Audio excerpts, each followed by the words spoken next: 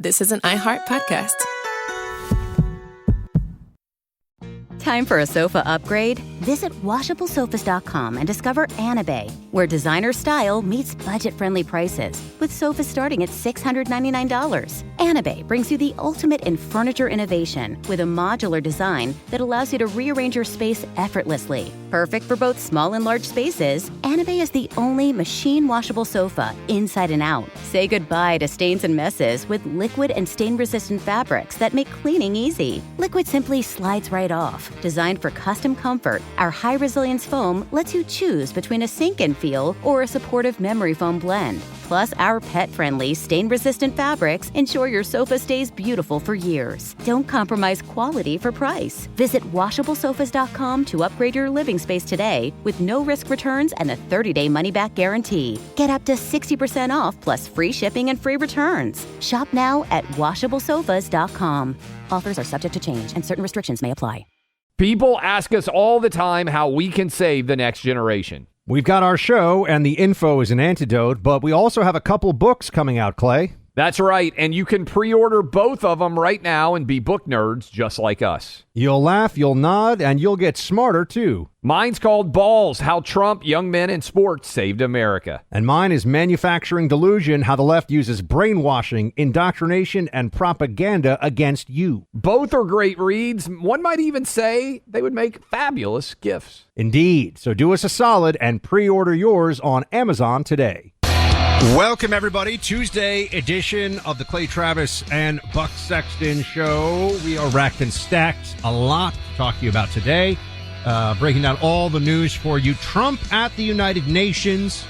Producer Greg, among others, snarled in endless traffic while bureaucrats from around the planet run up their government expense accounts at our very nice New York City restaurants and block off lots of streets, which makes it impossible to get anywhere.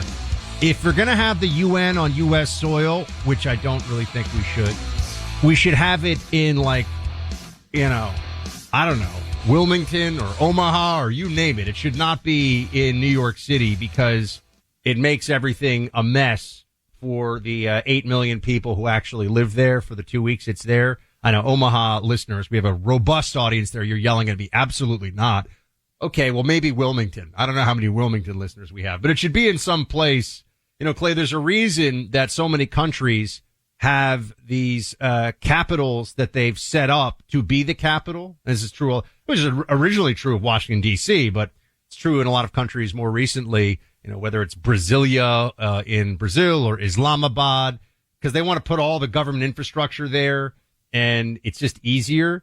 Putting the United Nations in Midtown Manhattan is a mess. Anyway, enough of the logistics of that. I've given love to our WOR listeners who have probably had a rough commute. If you can work remote for the next week or two at the UN, with the UN General Assembly going on, you should do so. But Trump was there. He's laying down the law on a whole bunch of things. I love that he is telling people, forget about this climate change nonsense, because this is going to be a moment, Clay, where the libs all of a sudden pretend again to care about climate change. It's one of these rare issues that it's not just that it's a big issue, and we're about to get into Jimmy Kimmel. We're about to get into Kamala's book. We got a million things. I'm a little fired up about this stuff. You reminded me, I meant to mention yesterday about how climate change has vanished. Sunday New York Times Magazine cover. Why does no one talk about climate change now? That's hilarious. I'm paraphrasing I've been saying this for weeks. That's so funny. I meant to bring it up yesterday because I was reading the Sunday New York Times. I do it so you don't have to. Much like Buck, this brand new Kamala Harris first edition is going to be reading it, so you don't have to. Is it a signed edition? I don't know. It will be when Clay goes to the book event, though. It was a huge cover story. And again, I'm paraphrasing, but it basically this Sunday was, why do we not talk about climate change anymore? Have we just given up? You're true. You're correct that it has vanished. It went from the thing that they were obsessed with that we didn't care about at all to nobody cares about it to now they're going to pretend they care again. Sort of like also the war in Ukraine. Where are all those Ukraine flags? Ukraine needs the libs that care so much about who controls Donbass now more than ever. And yet not seeing a lot of that. Not seeing a lot. Almost like this is a thing that people attach themselves to so that they can feel good about themselves without any actual skin in the game or doing anything. Okay. Certainly true of climate change, I might add. But we'll talk more about what Trump has said at the United Nations. We'll certainly discuss Kamala's book. which is, I got to say, it's just everybody just crashing this thing so far. And I don't mean, to be clear, usually this book would come out from a Democrat who had just run, and if she had a future, I'm not going to argue with Clay over this today, but we all know how we feel about this. If she had a future, there would be a lot of people in the Democrat establishment who were saying, oh man, like it just was so tough for her, and she's a great candidate, and everyone's saying, wow, she's kind of nasty and really not so good. And we'll talk about some of the clips and some of her promo for the book. And yes, I did buy a copy of it, which I feel guilty about, but I had to do it. Team, that just is one of these things. I will take one for the team. I don't know what else to tell you. So I'm doing that. And we've also got, what else is in the mix here? YouTube diving in. This is going to be a big story going forward because it just is yet another thing that we were right about and told you was happening. And now they're like, oh yeah, by the way, we were censoring everybody about COVID and banning all sorts of people who ended up being right about everything. Our bad. Our bad. Sorry. And you're just kind of looking around like, I had a personal YouTube channel that shut down, strike, shut down. I mean, over and over again. I stopped with YouTube because I was like, this is crazy. Because you couldn't even say, I could not say that mask wearing outside was unnecessary. Outside, which every single study, all of the data said that is absolutely worthless and insane. There's no reason. It didn't matter. Didn't matter. Masking was a religion, kind of like climate change is a religion for people who think they're too smart for religion, as I've told you. We'll get into all that though. And yeah, the YouTube censorship. Speaking of censorship, Jimmy Kimmel's his face painted on walls and water towers across America. And what happened to Jimmy Kimmel? He was off the air for 4 days. 4 days? 4 shows. 4 shows? And Disney brings him right back. This is funny because there have been libs who have canceled here's Howard Stern, who's become a huge, very annoying lib. Maybe he always was, but at least now he's really bad. Here he is, 15, saying, I'll let you hear it from this guy. Play 15. I just know when the government begins to interfere, when the government says, I'm not pleased with you, so we're going to orchestrate a way to silence you. It's the wrong direction for our country. And I should know. I've been involved in something like this. And now ABC is put in the same position. And it's unfortunate that ABC even has to be in this position. They shouldn't have to be in this position. I feel for them too in this. But that someone's got to step up and be saying, hey, enough. We're not going to bow. Now, it might sound stupid, but the thing I did this morning, I'm canceling my Disney Plus. I'm trying to say with the pocketbook that I do not support what they're doing with Jimmy. Okay, can I just point this out? Now he's saying he canceled Disney, so I guess he's going to resubscribe to Disney. He's off the air for 4 days. These libs are such babies. This is not even a scintilla, Clay. This is not even a tiny little sliver of the cancellation and censorship and everything that the right has been dealing with for 20 years now, especially online. And we're supposed to care that Jimmy Kimmel, the government didn't take him off the air. You know how we know that? He's back on the air. I guess the government wasn't so scary after all. ABC News did this, I think, to protect him because the second round of what he was going to say on air was even dumber than the first. I think there's truth to that. I have been saying since this all started, and I think people are going to slowly start to recognize this is about Disney trying to buy the NFL Network. I'm sorry, Jimmy Kimmel is just a pawn here. I think if Disney could just do away with almost all news, I think they would. Because they've basically done it at ESPN. ESPN breaks no news now. They're in bed with the NFL. They're in bed with the SEC. They're in bed with the NBA. Every time they break news, it just hurts their business partners. And so they're basically just a glorified middleman when it comes to sports. And then I think Disney just wants to make, left-wing, unfortunate programming, but I don't think they actually want to do news. I think if they could sell ABC News and get out of the news business completely, I think it's just a mess to them. It doesn't make any money. Jimmy Kimmel's show loses money. At this point, if you were just analyzing aspects of their business, this creates way more headaches than it does provide profits, and that's a bad combination, and I think they want out. You know, I got to say, when I'm at the gym, Clay, down to 190, by the way. I'm coming for you, buddy. Where are you, 185? Yeah, you're going to catch me. You 185? Yeah. I don't know. I saw you putting away that ham sandwich the other day. I'm thinking 187 maybe. But anyway, yes, by the way, I have to respect one thing about Clay. You know, you all know Clay is Clay. And he's been a very, successful entrepreneur, put it that way. He will still drink a big old bottle of Mountain Dew in our studio. He is the only person I know, the only human being I know who in his 40s drinks Mountain Dew. So I got to say, Clay does not change one bit. Laura has gotten me to give up soda. But did I just blow you up in front of Laura? No, well, I occasionally will have a soda, but it is super unhealthy.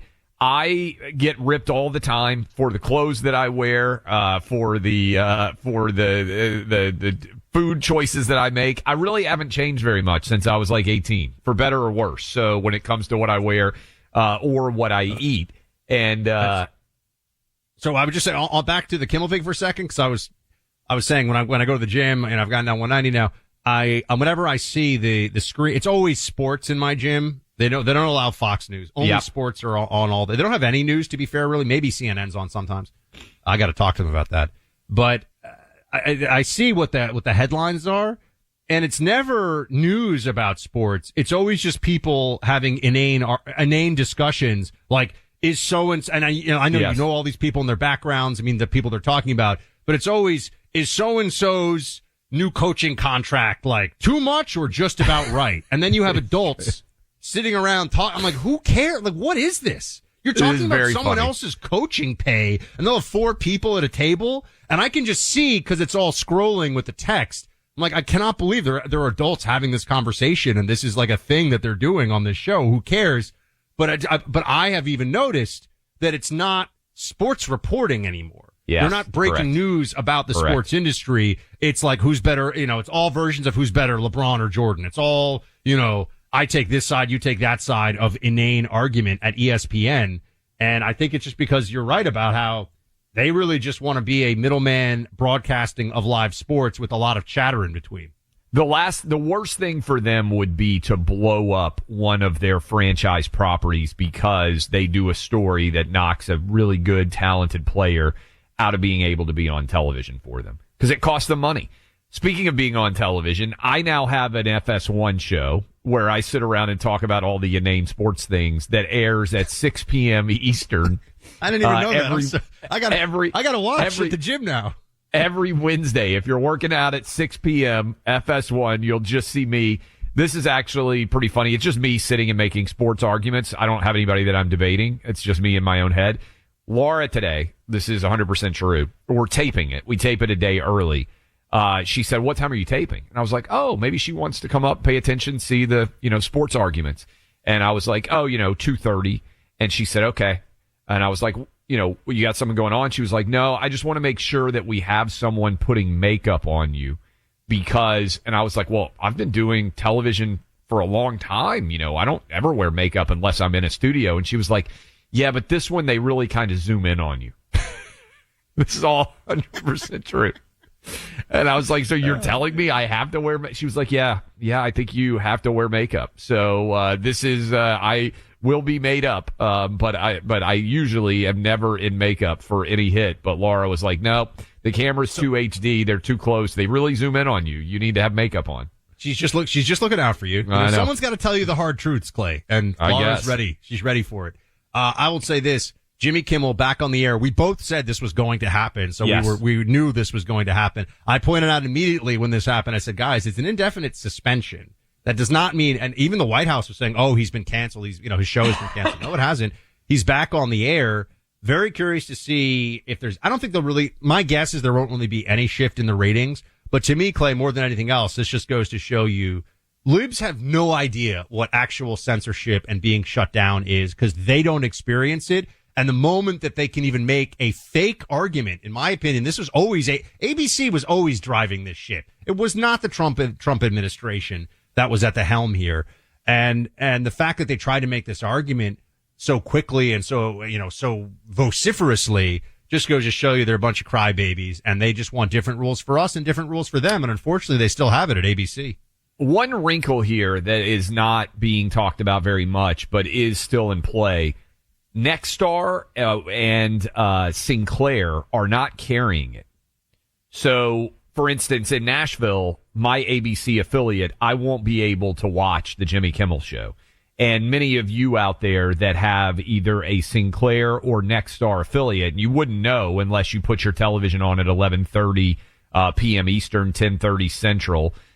You wouldn't really know whether or not probably who your affiliate is. But that is something that I think could still be an issue because around 35% of viewers nationwide will not have access to this show. And I'm curious somewhat to see what he says. I'll tell you what I think he should say when we come back. In the meantime, it's been nearly 2 years since Hamas terrorists murdered more than 1,200 innocent Israelis, took 250 hostages before the day was over. In a couple of weekends, there's going to be a special remembrance. And remember, Hamas still has hostages. 2 years they have been holding some of these hostages.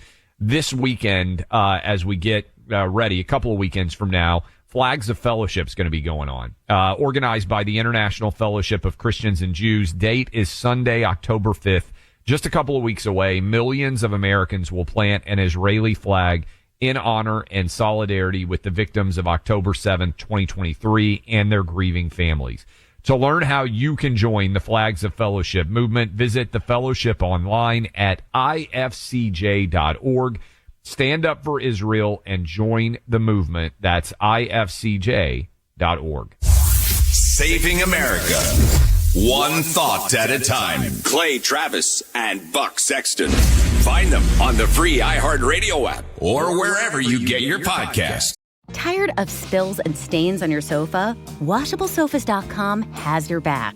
Featuring the Anabay collection, the only designer sofa that's machine washable inside and out, where designer quality meets budget-friendly prices. That's right, sofas start at just $699. Enjoy a no-risk experience with pet-friendly, stain-resistant, and changeable slipcovers made with performance fabrics. Experience cloud-like comfort with high-resilience foam that's hypoallergenic and never needs fluffing. The sturdy steel frame ensures longevity, and the modular pieces can be rearranged anytime. Check out WashableSofas.com and get up to 60% off your Anabay sofa, backed by a 30-day satisfaction guarantee. If you're not absolutely in love, send it back for a full refund. No return shipping or restocking fees. Every penny back.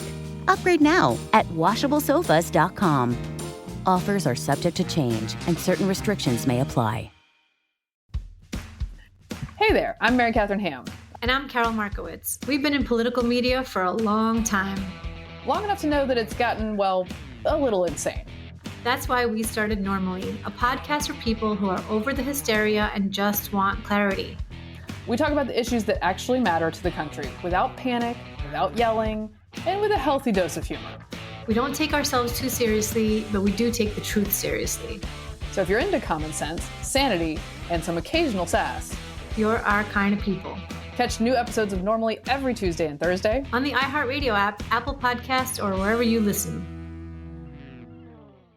All right, let's talk Kamala for a little bit because she's on her book tour. You all remember Kamala Harris. She was the vice president for 4 years. She was disastrous in every role they pretended to give her. She didn't even have to do anything. She just had to not make it clear that she had no idea about the thing that she had been made in charge of or the czar of, like the border. We all remember we've been to the border, and Lester Holt being like, lady, you haven't been to the border. Like, you can't, there's only so much we can do for you here at, what is that, ABC News, right? NBC, I think. NBC. If Lester Holt lights you up, I mean, that's like, that's like Mr. Rogers throwing an elbow and hit you right in the jaw. That's tough. Like if you were walking down the street and you bumped into Al Roker and he just beat you up, you'd be like, I don't feel good about your chances to defend yourself against anybody. I mean, when you get bodied by Lester Holt, you're probably not a very serious politician. Old school Al would have had a little more weight to throw behind it, but to be fair, but now you can't get slapped around by him. We have so much about Kamala that's worth discussing. And let's just go back to this one, because her book is out now. And remember, if you're like, Buck, why do we care? Well, first of all, there's an election coming up in a year, basically, 15 months or so. You're going to start to see people at the exploratory committees and raising money or whatever. So it's not that far out. But even beyond that, who's the leader of the Democrat Party right now? And we talk about this day to day because we know there's opposition to Trump and the Republicans out there. We know that they actually got a lot of votes in this last election. We're not forgetting about that. But there has to be some group of people, if not one person, who are really driving the boat, or making the decisions about where the party's going. And it's very unclear right now in a way that it has never been.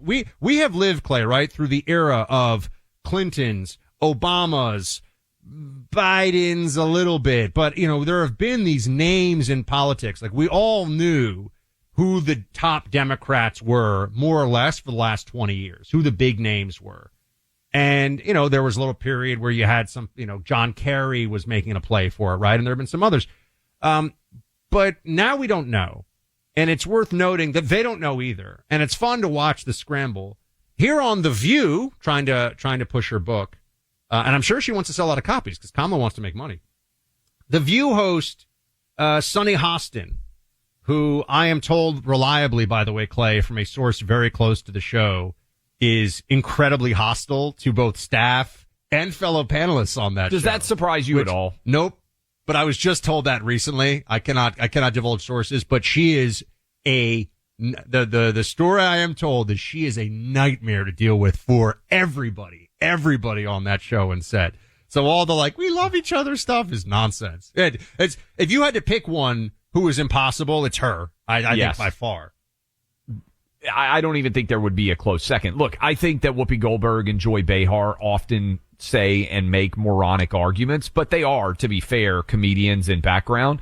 Sunny is arrogant and dumb, which is a bad combination because she has no idea what she's talking about. This is one of the things like bitter. Notre Dame. Yeah. There's like a bitterness to her too, all the time. Notre Dame Law School should ask for the JD back. She is awful and she seems awful. So that does not surprise me at all. So you will recall a little throwback Tuesday, to October 8th of 2024. So coming up on almost exactly a year ago. And that's also the other part of this, right? It was a year ago that they were telling us Kamala's great. Vote for Kamala. You gotta vote for Kamala. We could tell they're like, do you really want to vote for Kamala though? Do you really want? Not really. But here was about a year ago, Kamala, when asked on The View by Sunny Hostin if she would do anything differently. And this was magnifique perfection. Play it. If anything, would you have done something differently than President Biden during the past 4 years? There is not a thing that comes to mind in terms of, and I've been a part of most of the decisions that have had impact. Clay. That was a moment where I was feeling so good about the prediction that he was going to do even better against Kamala, that Trump was, than he did against Hillary. She was react to this. Yeah, but let's react to that again. I mean, Kamala has had, and even back then had, months to prepare for every possible question that could be asked. This is not a very difficult proposition. You and you're going to have your book coming out in January. I'll have my book coming out in November. We will be asked hundreds of questions as part of book promotion.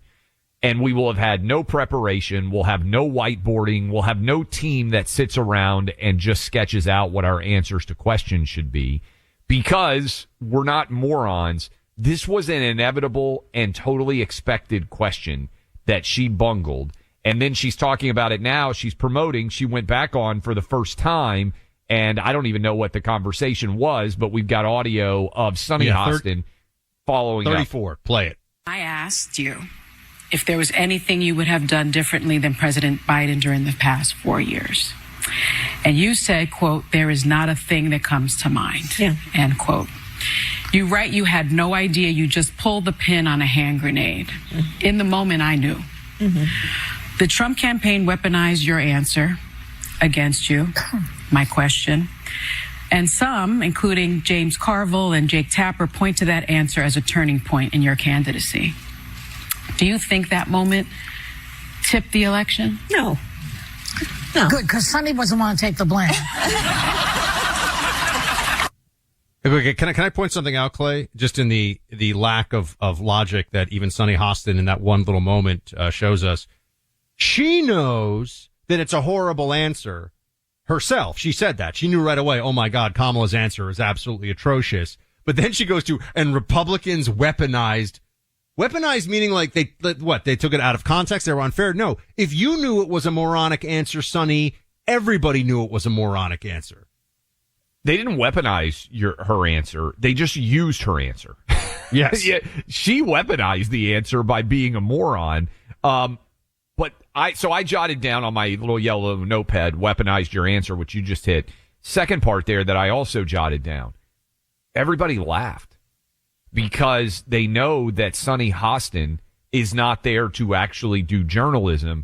She's there to burnish Kamala Harris's credentials. Play that cut again, because the weaponized answer is interesting, but the joke that everybody laughs at because it's true is Sonny Hostin didn't want to do anything that might in any way harm Kamala Harris's candidacy, and all of the audience understands it too. Play that cut one more time, because I think it just goes to the failure of the View, of all things, to actually have a wide variety of views is one of the issues that I think ABC News is dealing with in general. Let's play that one more time. I asked you if there was anything you would have done differently than President Biden during the past 4 years.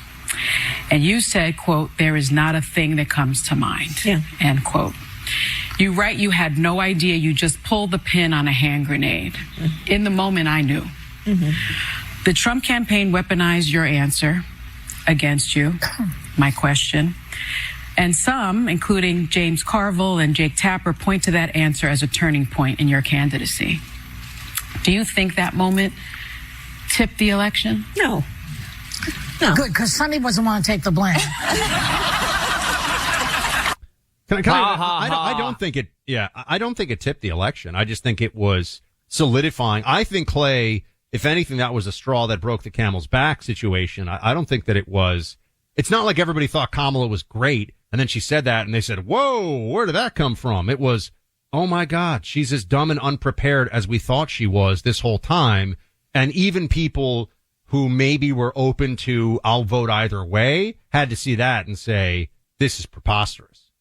I also think, and you're going to be the expert on this because you have bought and downloaded the newest Kamala book. You know how when you finished your book, and certainly when I finished my book, at some point you've gone over it enough times that it's hard to see it with a fresh eye because you've poured over it so much. I think one of the most challenging aspects, I would bet, of making a movie, certainly I know writing a book, is eventually seeing it as a fresh reader will. I think that is where instincts politically matter. And what I have read already of the reviews of Kamala's book is that I think she didn't understand how much distaste there was for Joe Biden. And she didn't think she had given a bad answer to that question.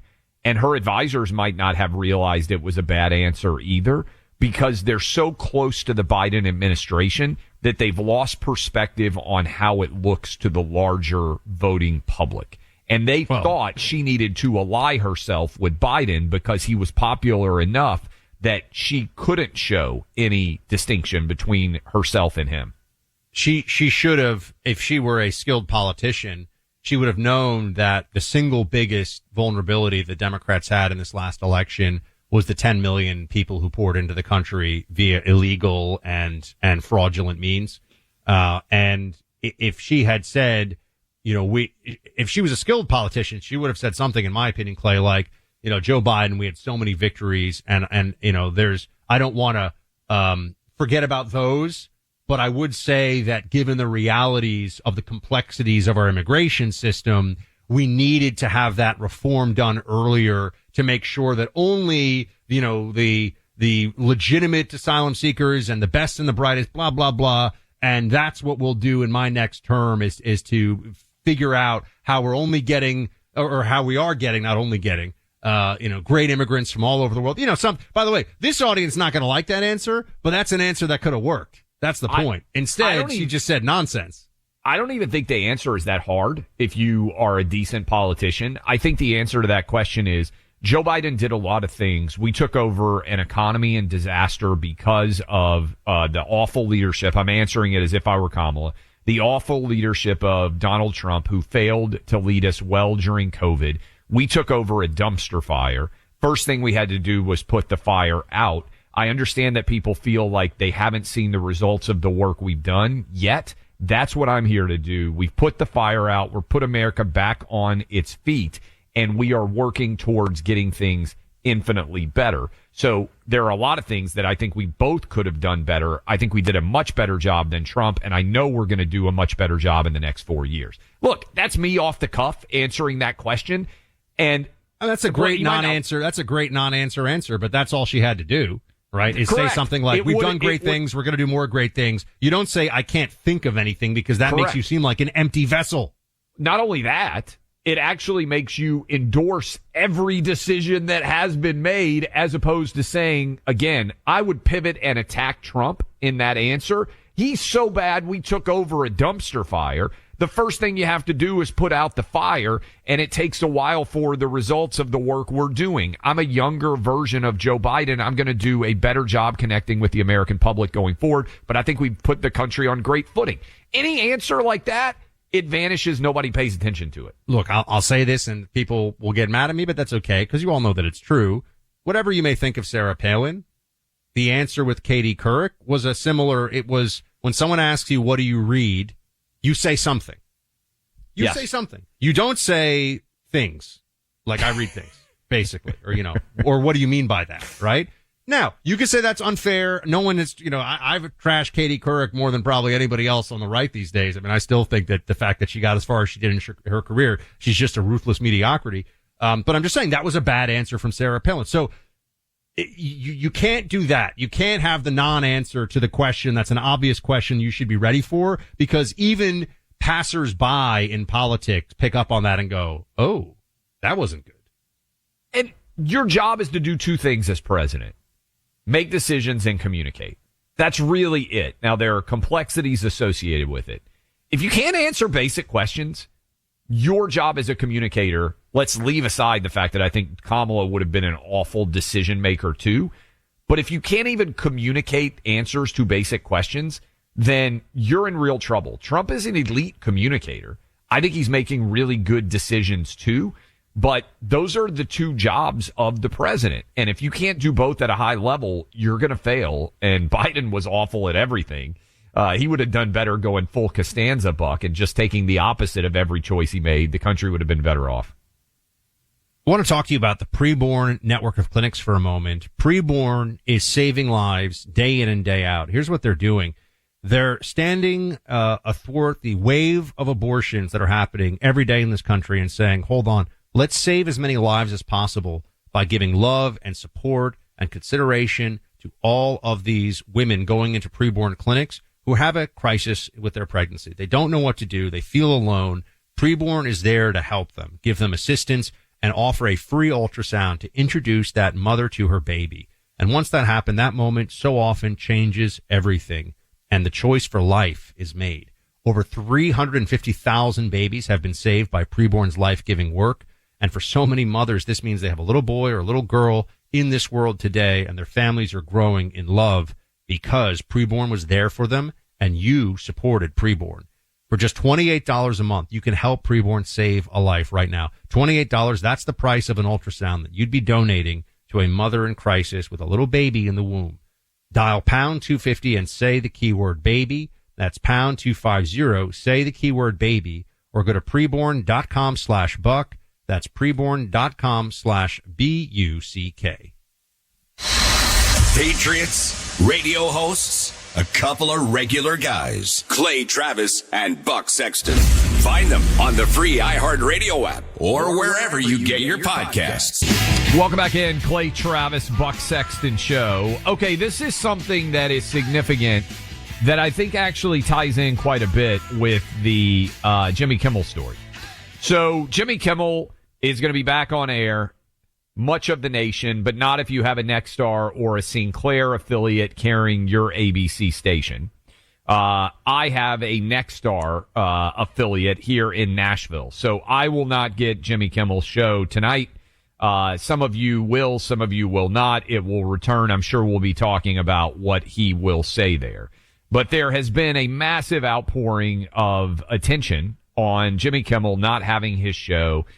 He was preempted, suspended, whatever phrase you want to use, from the Wednesday, Thursday, Friday, Monday editions of his program. And he is now going to be back on air on Tuesday. So he missed 4 shows. You would think that it was the largest, most significant attack on free speech that we have ever seen based on the response from the left. So Jimmy misses 4 shows. Similarly, if you care about free speech, a story that is almost going to get no attention whatsoever, but I think is one of the most significant of the 21st century, and that is YouTube has admitted that it censored conservative speakers on their platform at the behest of the Biden administration. We're going to talk to Jim Jordan about this tomorrow. But, Buck, let me just give you a sense for how this went down as someone who ran a media company and needed to be making money on YouTube, as many media companies do. Every time I mentioned the COVID shot and said, hey, I don't think you should get the COVID shot. I don't think you need it if you're young and healthy. All these things which have been proven to be true. You mentioned masking. Every time I said things like wearing a mask when you walk into a restaurant and then taking it off when you sit down at a table is nonsensical, we would get strikes. And when we got strikes, they would prevent us from monetizing our content. And at one point in time, because Tommy Lahren is also one of our employees at Outkick, at one point in time, they suspended us, I believe it was for a month, from being able to make any money at all. And they now are saying, hey, we shouldn't have done that, and we'll talk about it with Jim Jordan, but this is actual free speech being attacked. And unlike Jimmy Kimmel, who would have the opportunity to miss 4 days and come back and he's making millions of dollars, many people out there, including you, Buck, were curtailed significantly, including me, including the company that I ran, Outkick, because we were willing to say the truth about the COVID shot and about wearing masks and about all of this, such that this is what they did. This is crazy, but I'm taking you behind the curtain. I sold the company in 2021. They stopped allowing my show to air live. And they would edit out any reference that I happened to make to COVID shots, to masking, to schools being closed, all those things, and then post it so they could monetize the other aspects of the show. Think about how crazy that is. That is what, and again, this was the company to try to make money to pay people's salaries. YouTube is a huge driver of revenue for virtually every media company in the country now. They would not air my show live because we were getting so many strikes that were disallowing us from being able to monetize. This damages, it might be in the billions of dollars that quote-unquote conservative, I would just say common sense YouTubers were dealing with for simply questioning whether we needed to be mandating shots, whether they made sense. They essentially took the Biden administration and did what the Biden administration would not be able to do, which is censor political speech. They would do it again. Yes. That's the part of this that we all know that's very frustrating. They're just backing off right now because they don't want the eye of Trump to focus in on them too closely in this moment while our team, so to speak, is in power. So, it's hard to feel good about this other than we were right. And, I had a, small YouTube channel that got shut down and it was the kind of thing where you get a strike or two and then you don't want to deal with it anymore. And so you just stop, it was, I was doing a radio show at the time, but I was trying to also just put stuff out, Clay, on YouTube separately. And I just realized this nonsense. I mean, I had a whole PolitiFact story on me about masks and other things, just trying to trash me. And Facebook, by the way, the same thing, shut down on Facebook. Anyway, I'm not, this isn't what was me. They did it to a lot of people in our space. In fact, if they didn't do it to you when you were conservative, I would wonder, like, where were you during COVID and how were you in any way useful? But these companies, they're admitting it now, like I said, because of where the wind is blowing. We should not have any illusions. They would do this again in a heartbeat. And it's not a fair game. It's a rigged game on YouTube. It's a rigged game on Facebook and has been for years, and rigged against people who are right of center. So that is very frustrating, because these platforms, because they were dishonest about it and they got really big. I mean, this is something that I think everyone needs to understand. YouTube and Facebook in the early days, they were, okay, we're going to allow different perspectives. And it was essentially like a free speech within the law, which is what it should always be. And people say, oh, but you shouldn't be able to just have copyrighted material, or, oh, you shouldn't be able to have, material that's illegal. Of course, no one's saying that.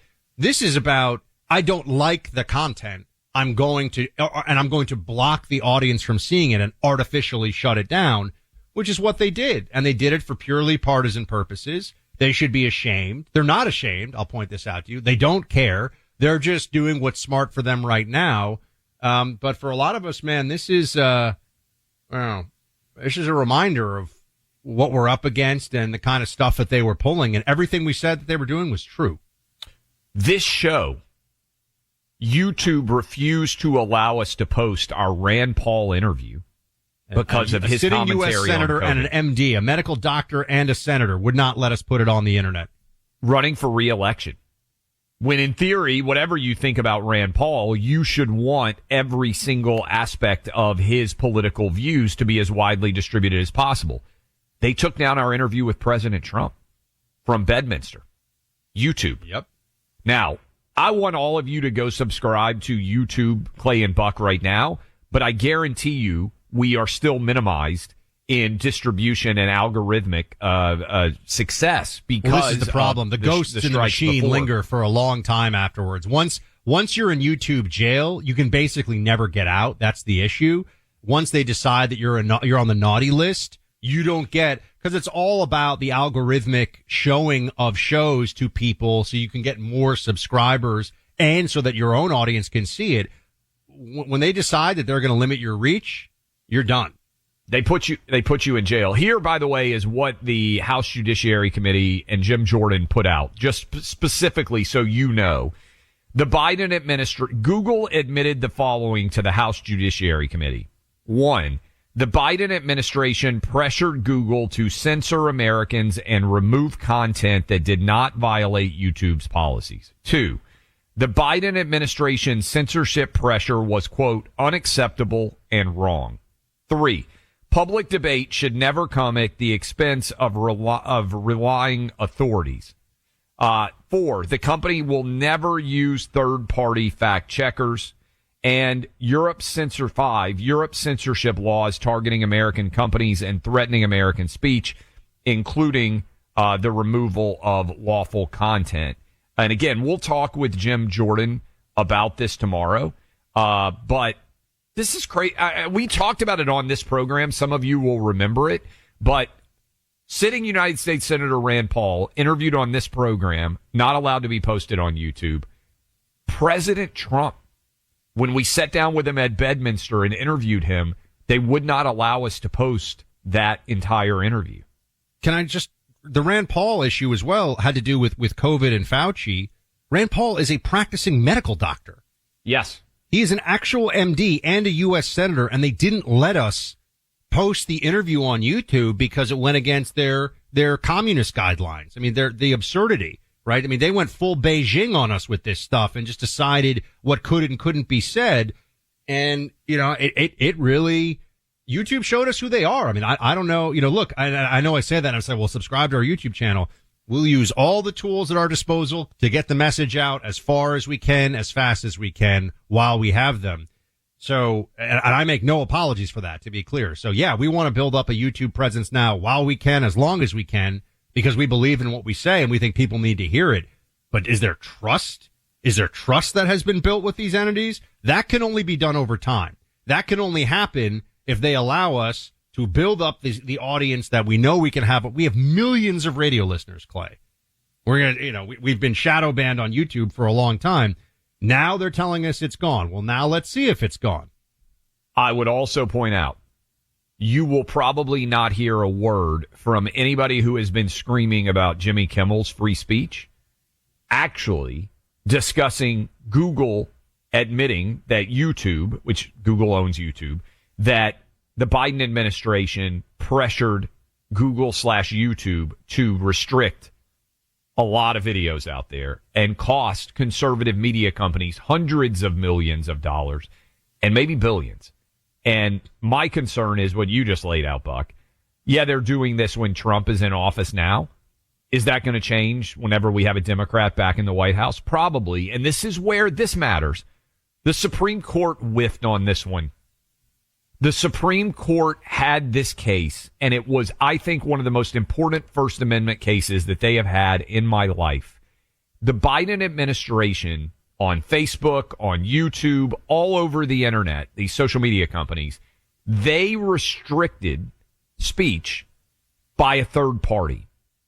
If you can deputize something that the government cannot do, the government can't restrict your and mine speech.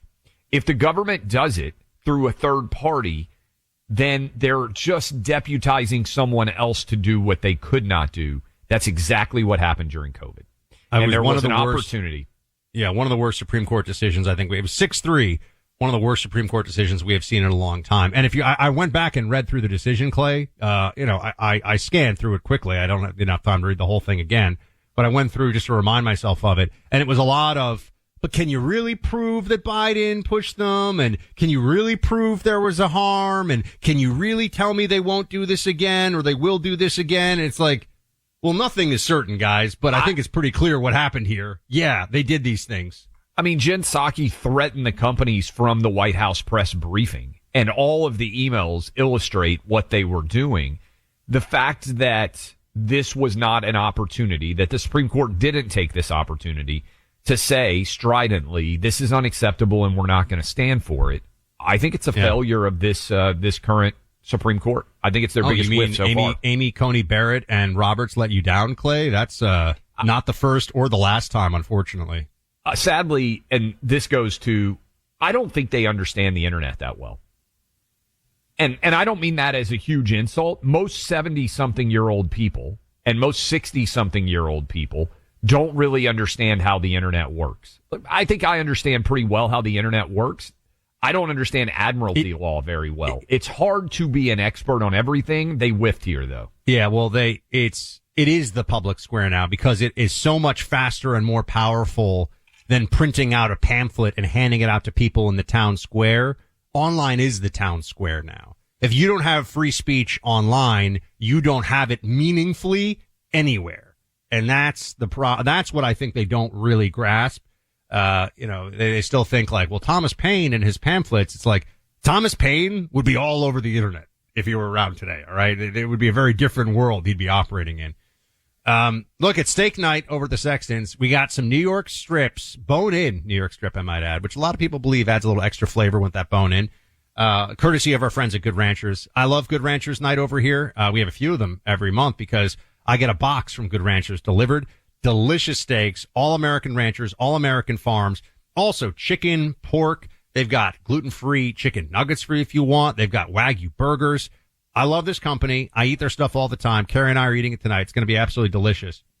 And right now, Clay and I are both subscribers to Good Ranchers. Right now, you can get a $25 off, plus get free shipping and a free gift in every order for life. That free gift can be bacon, chicken nuggets, Wagyu burgers, and you can swap the gift out month to month. You want to try something new. GoodRanchers.com is the website to go to. Use my name, Buck, as your promo code. You get a one-time $40 discount plus a $25 discount ongoing in future months. We'll get you a great deal. You can reverse sear them, you can sous vide them, or you can throw them on that grill with the flame just dancing below, however you want to cook them. But you need really good product to have really good steak night or really good chicken, really good pork. You got to have that great underlying product. I'm a big believer in this. I take my proteins very seriously. GoodRanchers.com. They get it done. Use that promo code BUCK. Get your subscription going today. News you can count on. And some laughs, too. Clay Travis and Buck Sexton. Find them on the free iHeartRadio app or wherever you get your podcasts. Time for a sofa upgrade? Visit WashableSofas.com and discover Anabay, where designer style meets budget-friendly prices, with sofas starting at $699. Anabay brings you the ultimate in furniture innovation with a modular design that allows you to rearrange your space effortlessly. Perfect for both small and large spaces, Anabay is the only machine-washable sofa inside and out. Say goodbye to stains and messes with liquid and stain-resistant fabrics that make cleaning easy. Liquid simply slides right off. Designed for custom comfort, our high-resilience foam lets you choose between a sink-in feel or a supportive memory foam blend. Plus, our pet-friendly, stain-resistant fabrics ensure your sofa stays beautiful for years. Don't compromise quality for price. Visit WashableSofas.com to upgrade your living space today with no-risk returns and a 30-day money-back guarantee. Get up to 60% off plus free shipping and free returns. Shop now at WashableSofas.com. Offers are subject to change and certain restrictions may apply. Hey there, I'm Mary Catherine Ham. And I'm Carol Markowitz. We've been in political media for a long time. Long enough to know that it's gotten, well, a little insane. That's why we started Normally, a podcast for people who are over the hysteria and just want clarity. We talk about the issues that actually matter to the country without panic, without yelling, and with a healthy dose of humor. We don't take ourselves too seriously, but we do take the truth seriously. So if you're into common sense, sanity, and some occasional sass, you're our kind of people. Catch new episodes of Normally every Tuesday and Thursday on the iHeartRadio app, Apple Podcasts, or wherever you listen. Hey, Buck, one of my kids called me an unk the other day. An unk? Yep, slang evidently for not being hip, being an old dude. So how do we un-unk you? Get more people to subscribe to our YouTube channel. At least that's what my kids tell me. That's simple enough. Just search the Clay Travis and Buck Sexton Show and hit the subscribe button. Takes less than 5 seconds to help un-unk me. Do it for Clay, do it for freedom, and get great content while you're there. The Clay Travis and Buck Sexton Show YouTube channel. We've had Trump at the UN this morning saying the Trumpy things. Very good stuff from our commander-in-chief. We shall get into some of that here momentarily. But I would ask for a moment here. I just wanted to throw this in the mix before too much time has passed, Clay, and put out maybe a call for any of our New Jersey listeners to email us or VIPs email us or send in some talkbacks from New Jersey, and we'll get some of them later on about this, because there are gubernatorial races that are underway. Some of them are going to be hotly contested in important states, places like Virginia. We had Winsome Sears on. She's lieutenant governor, very impressive woman. But in New Jersey, remember, New Jersey was a much closer election. What was it, Clay? It was not this, but it was in the off year that Glenn Youngkin. It was a point or two in 2021. And remember, Trump only lost New Jersey by 5 last year. And they think, the Trump team does, if they had Kamala level money, that they could have flipped New Jersey into their column. So New Jersey is still blue, but it's more interesting than they want it to be, but for sure. And this might help a bit more. This is just one of the great moments on Charlemagne the God on the Breakfast Club. Mr. the God was sitting down with Democrat candidate New Jersey Governor Mikey Sherrill. So the Democrat candidate for governor Mikey Sherrill. And I'm not familiar. That's why I'm asking people to weigh in a little bit on what do I need to know about Mikey Sherrill. But this was a great moment. And Mr. the God asked about this, and I think it was worth us all just hearing for a second, because people are very sick and tired of members of of Congress, particularly, who seemingly are trading in a way in the stock market that mirrors information that they would only have access to because of things that they're doing in Congress and making a lot of money. She was asked, Mikey Sherrill, about this, and here is the response from the Breakfast Club a couple of days ago. Play this one. When Newsmax claims that you made $7 million from stock trades, what are they talking about? Newsmax is first of all, a very questionable organization that is paying multiple fines. I'm not sure what they're talking about. Well, did you make $7 million in stock trades at all? Or? I haven't. I don't believe I did, but I'd have to go see what that was alluding to. Again, what kind of came from. Clay, I think if you're a member of Congress making about 180 grand, by the way, I think that if you made $7 million trading the stock market, whether somebody else is making those trades on your behalf or you're making them, I think you should know. Unless you're a billionaire and so rich that you could plausibly say, I don't know what happened with $7 million. 99.99% of people in America would know if they made $7 million or not in the stock market. A lot of you out there would know if you made $700 in the stock market or not. Certainly $7,000 or $70,000, to say nothing of $7 million. These people are so bad at this, Buck. I watch so many of these politicians. And we've reached out, by the way, to Jack Citarelli, who is the Republican contender who almost won in 2021. He is the nominee on the Republican side for this race, to remind all of you, Virginia and New Jersey and the mayor of New York City are all off-calendar elections. So they will be taking place this November. That's in basically 6 weeks. Some of you basically can already go early vote on these.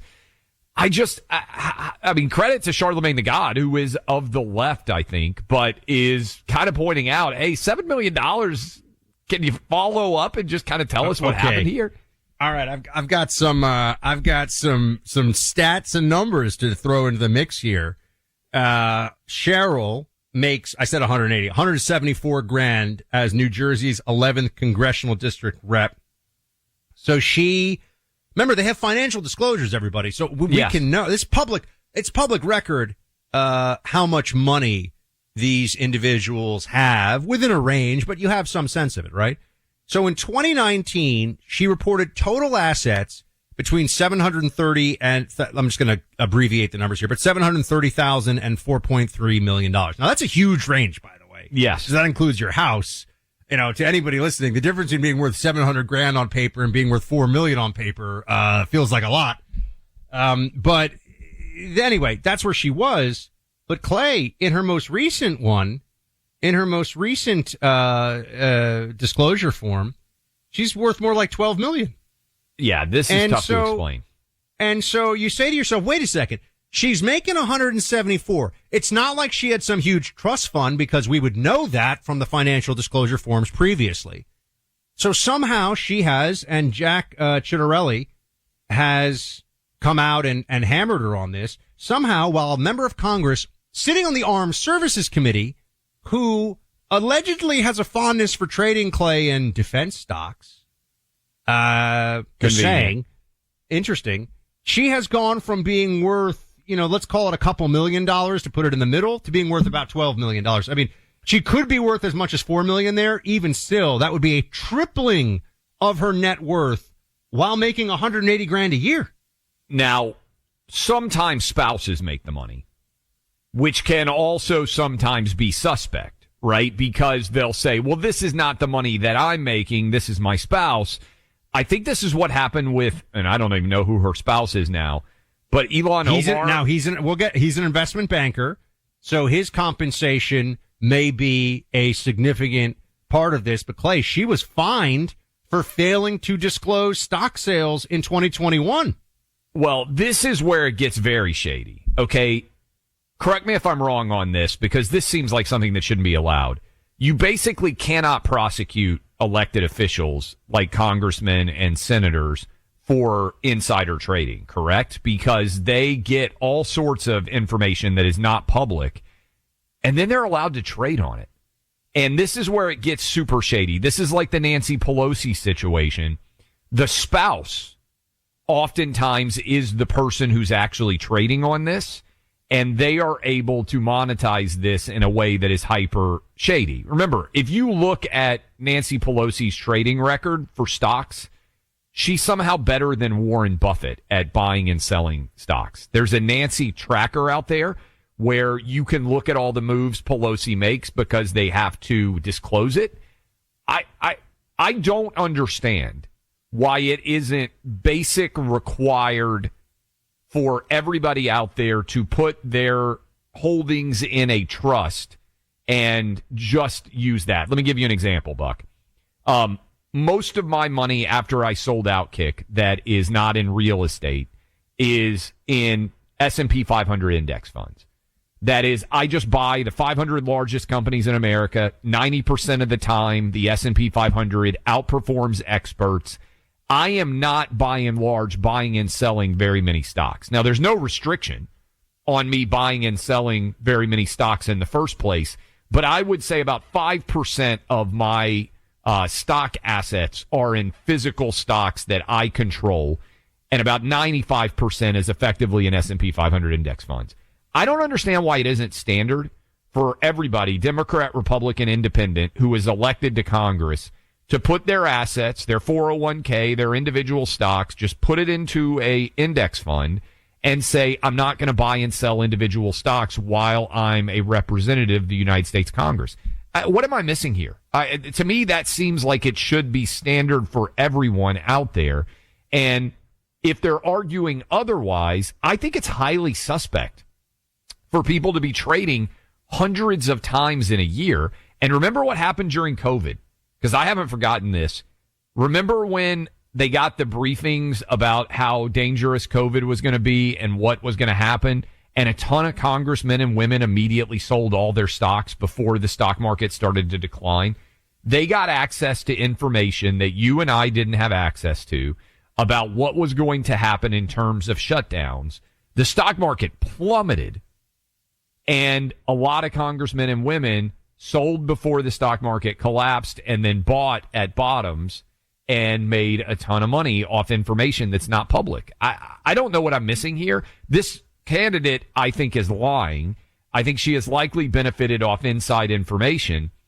But this is important. When it comes to corruption, we don't just focus on corruption itself. We focus on the appearance of corruption because it's so toxic to public trust. How is there not a direct appearance of corruption when individual congressmen and women are making trades and destroying the greatest investors of our lifetimes in their results? Just so everybody understands, in something like the National Defense Authorization Act or one of those big omnibus or porculus or whatever you want to call it, these big bills that come out where they're just full of pork and they're full of all this spending. If you're on some committee and you know that a certain defense contractor, for example, is about to get correct a $3 or $5 or $10 billion government contract, guess what? It's probably going to go up as a stock. Okay. Yes. I think we all understand that. And so if you are essentially now, the rules, they've changed the rules so that technically there's like a little more reporting and stuff, but you're not barred from trading. And let's just be honest about this. Have you seen anybody get in trouble for insider trading from the United States Congress? No. I'm not aware of it right now. I think, Buck, that you're not allowed to be prosecuted for it. I think I know that used to be the case. They changed the rules. Let me check on it. They made the Stock Act, they made some adjustment to it, but I think it's like you can't be prosecuted for knowledge that comes from the course of your job, which is the whole point of it. Let me check on this one. I got to see what the rules are, because this has been a push for over a decade. People have been trying to figure out why members of Congress are able to get so rich. But larger issue, yes, on that. To me, it shouldn't be allowed. Minor issue or secondary issue as it pertains to this race. If you made $7 million in stock trades, you better have a good explanation for how that happened. And again, the husband may well be the reason, but to claim, I don't know, I'd have to look into that. How out of touch are you if you can make $7 million and not recall whether or not it happened? Unless you're a billionaire and your stock price valuation is constantly going up and down. Again, all I'm saying is I'm not a congressperson. S&P 500 index fund's a good option, Why would we not make that standard for anybody who's in elective office? Now, there are some complexities, usually blind trust, and this is getting into specifics. Let's say you own a company and that company is publicly traded. You can just say, hey, I'm not going to buy or sell stock, or it's a blind trust. I'm not managing it. There are lots of ways to handle this that do not create this huge impression of impropriety that to me would make a lot of sense. Well, I just would note, Clay, so 2 former members of the House of Representatives have been prosecuted and convicted for insider trading, which the Stock Act of 2012, that's what I'm referring to. So this has been going on for a while. So there is this Stock Act. It doesn't bar them from trading, obviously. There's disclosure requirements. But here's the thing. It's super hard because of the information that they're coming into contact with is of a political nature. It can be very, like, if you're going to invest in a big defense contractor, how do you know that you don't just, they get into this mosaic defense strategy for white collar criminals of like, well, did I do it because I thought of this bill that's coming up or because I love the fundamentals and I read the latest 10K? I mean, that's. Well, also, I would be curious 10K, on whatever. I would be curious what the prosecution for insider trading is, because those guys could have been prosecuted for actual insider trading that had nothing to do with Congress. Right? In other words, I believe the testimony that you hear behind closed doors is not allowed to be prosecutable for insider trading. You could still be prosecuted if, for instance, you're out of office and your cousin calls you and he sits on the board of X company and he says, hey, we're about to That's create. what happened. Yeah. By the way, they actually were not prosecuted. This is a very important clarification. They were not prosecuted for anything under the Stock Act or anything having to do with Congress. They were prosecuted for insider trading access they had before being in Congress. Yes. That's a different thing. This is what I'm saying. Yeah. Like, you basically get a free reign to insider trade at Congress. So my initial premise of like no one in Congress has ever no one in Congress has ever been prosecuted for insider congressional information. That is true. By the way, some breaking news as we go to commercial break here, Buck. There has been a verdict reached in the second assassin attempt of President Trump in Florida, the West Palm Beach assassin. I would imagine that he has been found guilty, but we will see what that result is. They're going to announce that shortly. We'll bring you that breaking news here in just a moment. No matter how safe you think your home and neighborhood are, you've got to be prepared. There's always the chance of being a victim of a crime. It happens twice a minute nationwide. Home invasions. You want to have the right protection to defend yourself and your family until the cops get there, if they need to get there. And Sabre is the best for non-lethal self-protection tools. Sabre is spelled S-A-B-R-E.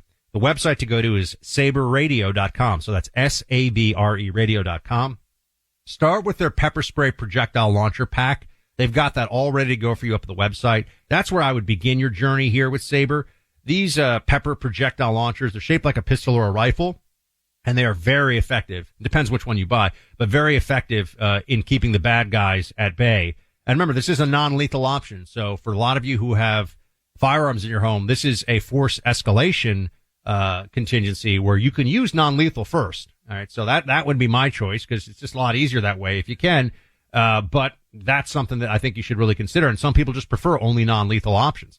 So if you're trying this out, their 2-in-1 pepper light, for example, is both a flashlight and a pepper spray. So if you're outdoors walking at night, this is great. So much utility. You've got that flashlight, but you've also got the secondary option of that pepper spray. Just gonna make you feel better when you're walking with this at night.